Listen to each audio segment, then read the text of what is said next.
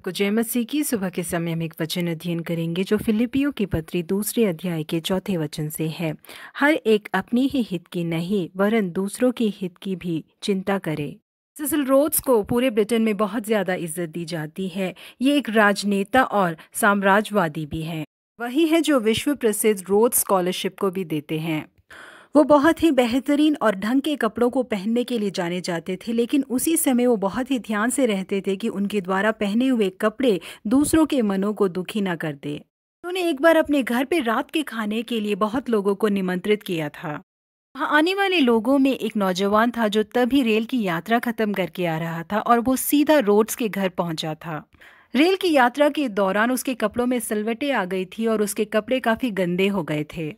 लड़का सोच रहा था कि मैं सीधे जाकर भोज में कैसे शामिल हो जाऊं।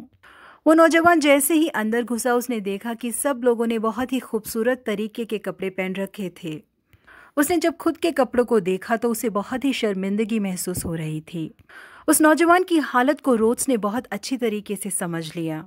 अभी तक जो खूबसूरत कपड़ों को पहनकर टहल रहे थे वो रोड्स फौरन अपने कमरे के अंदर गए और एक पुराना कोट जिसमें बहुत सारी सिलवटें थी उसे निकाल कर पहन लिया। जब उस नौजवान ने देखा कि उसे निमंत्रित करने वाले रोड्स ने भी सलवटों वाला एक कपड़ा पहन रखा है तो वो हिम्मत के साथ उस घर के अंदर घुसने पाया।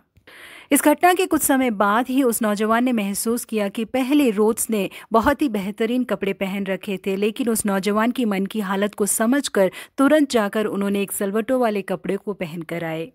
जी हाँ प्रिय परमेश्वर के लोगों, दूसरों की मनों की हालत को समझकर वो लोग हमसे अच्छी तरीके से बात कर पाए, ऐसा एक मौका हमें उन्हें देना चाहिए। पौलुस ने एक बार तीमुथियुस को, जो उनके प्रिय और विश्वास योग्य पुत्र थे, कुरिन्थियों भेजा।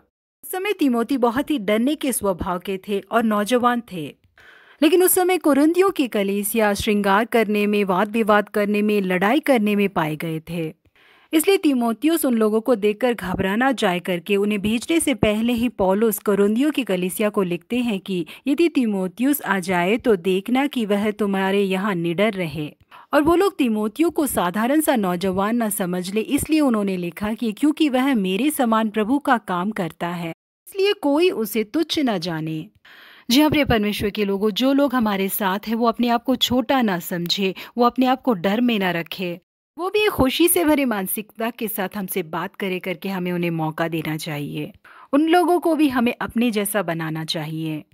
पौलुस चाहते थे कि तीमुथियुस एक निडर नौजवान की तरह बढ़े, इसलिए तीमुथियुस के लिए उन्होंने जो दूसरी पत्री लिखी उसमें उन्होंने कहा कि क्योंकि परमेश्वर ने हमें भय की आत्मा नहीं परंतु सामर्थ और प्रेम और संयम की आत्मा दी है करके उन्हें हिम्मत जताया।